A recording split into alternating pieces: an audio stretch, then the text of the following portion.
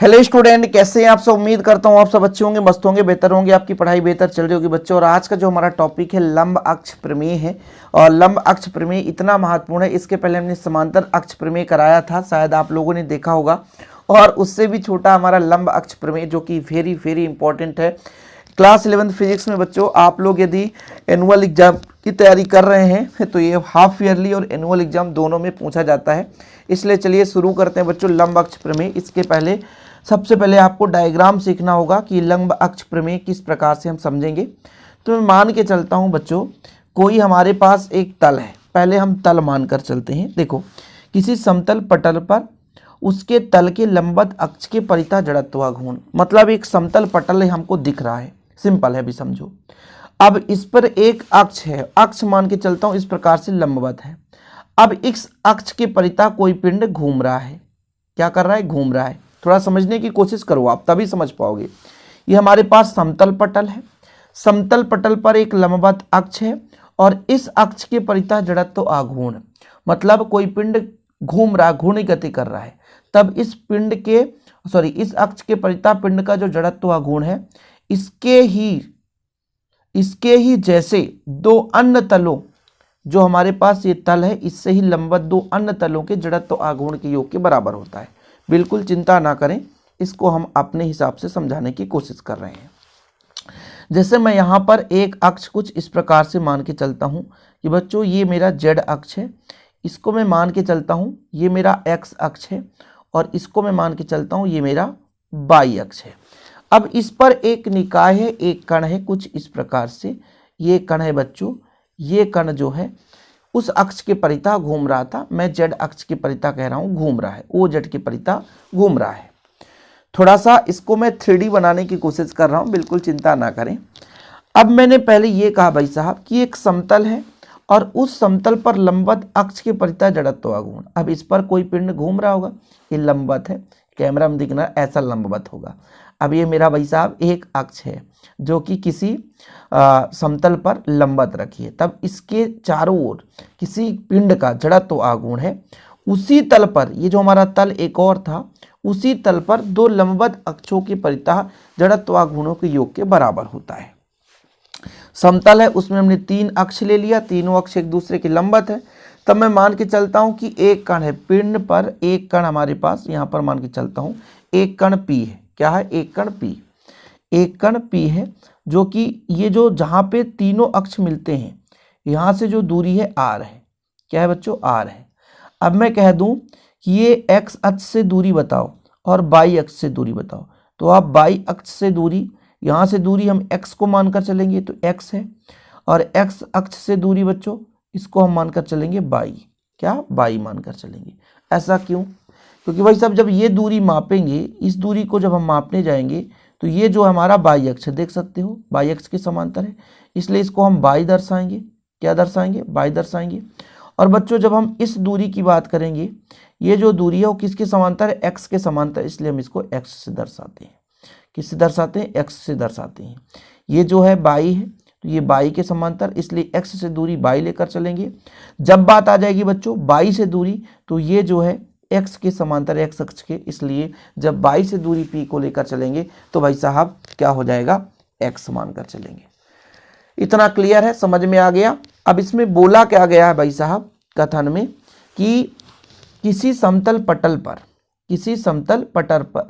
पर उस तल के लंबवत अक्ष की परितः, मैं कह रहा हूं लंबवत अक्ष जो हमारा जेड है, तो जेड इसका जड़त्व आघूर्ण, ठीक है, जड़त्व आघूर्ण को आई से दर्शाते हैं।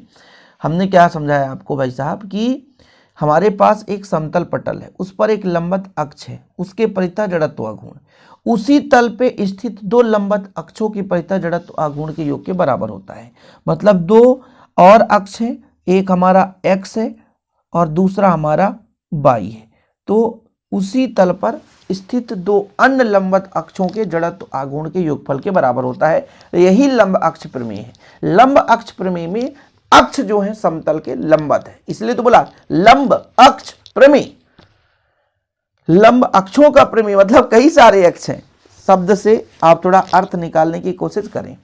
कई सारे बच्चों अक्ष हैं उसमें, तब बोला गया कि भाई साहब कोई समतल पटल है, उस पर एक अक्ष लंबवत है, तब उसका जो जड़त्व आघूर्ण होगा उसी समतल पटल पर अन्य लंबवत अक्षों के परितः जड़त्व आघूर्णों के योग के बराबर होगा। हाँ, कंडीशन ये रहे कि जो अन्य दो अक्ष हैं वो एक दूसरे को उसी बिंदु पर काटें जिससे होकर पहला अक्ष लंबवत था।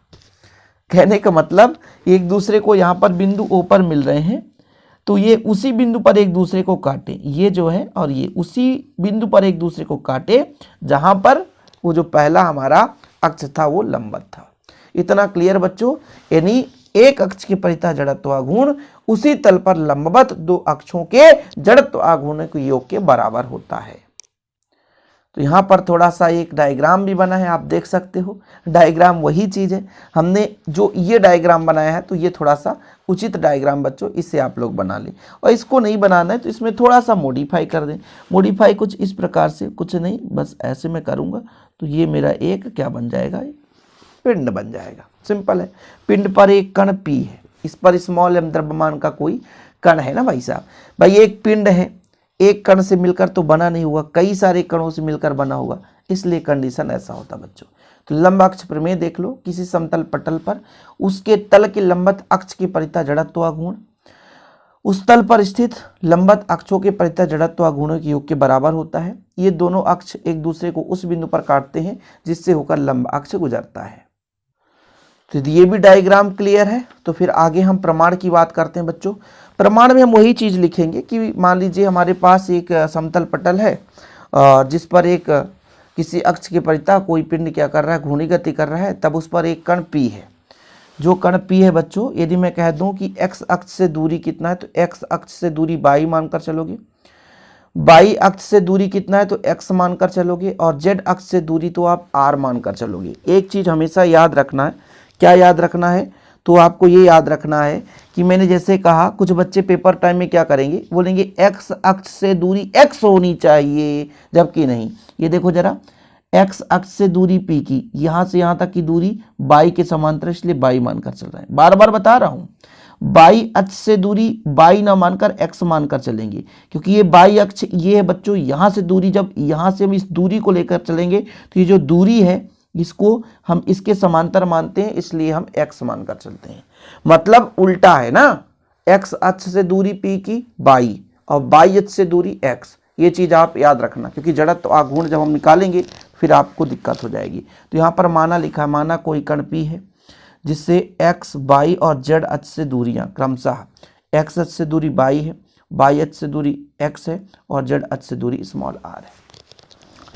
तब मैं आपसे यदि कह दूं, थोड़ा समझिएगा, थोड़ा समझने की कोशिश करेंगे।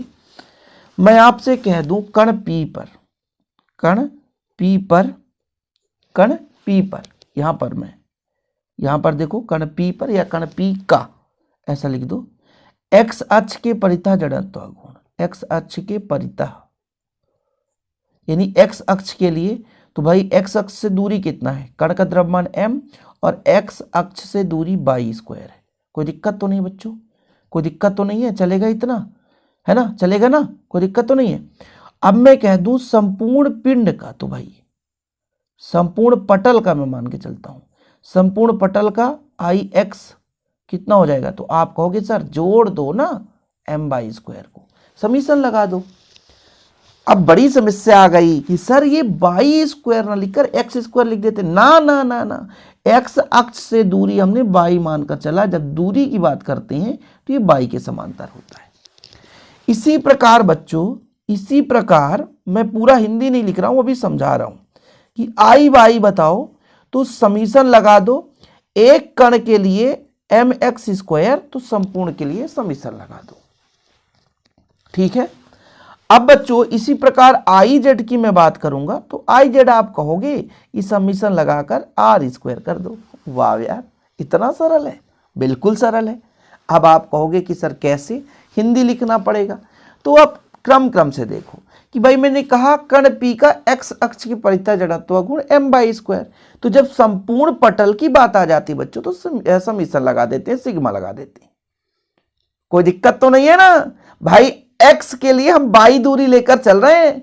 इसी प्रकार हम बाई अक्ष के परितः जब पी कण का जड़त्व आघूर्ण निकालेंगे तो एम एक्स स्क्वायर रख देंगे।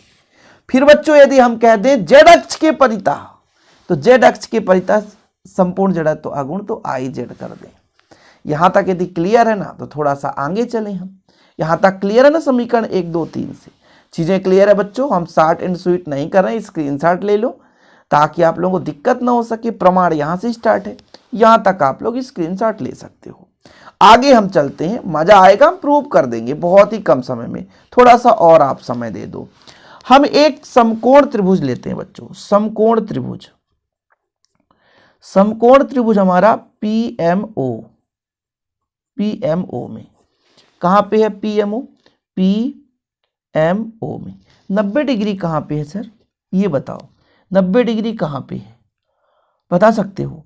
तो 90 डिग्री ये जो दूरी है ना, ये लंबवत दूरी है बच्चों, तो यहाँ पे 90 डिग्री है और 90 डिग्री के सामने वाला जो भाग है वो कर्ण कहलाता है। तो ओपी हमारा कर्ण है, इन दोनों में दो भुजाओं। भाई पाइथागोरस प्रमेय क्या कहता है?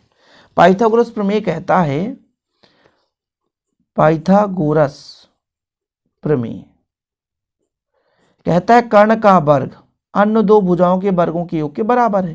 तो एक भुजा पीएम और एक भुजा ओएम, एक भुजा पीएम और एक भुजा ओएम, ठीक है। तो ओपी का स्क्वायर मतलब आर का स्क्वायर, इसका मान है एक्स स्क्वायर और इसका मान है वाई स्क्वायर, ठीक है। तो ये हमारा एक्स स्क्वायर हो गया और इसको हम मानकर चलेंगे तो वाई स्क्वायर हो जाएगा, ठीक। अब यदि हम m का गुणा कर दें तो एम आर स्क्वायर और एम एक्स स्क्वायर और एम वाई स्क्वायर, दोनों पक्षों में m का गुणा कर दिए।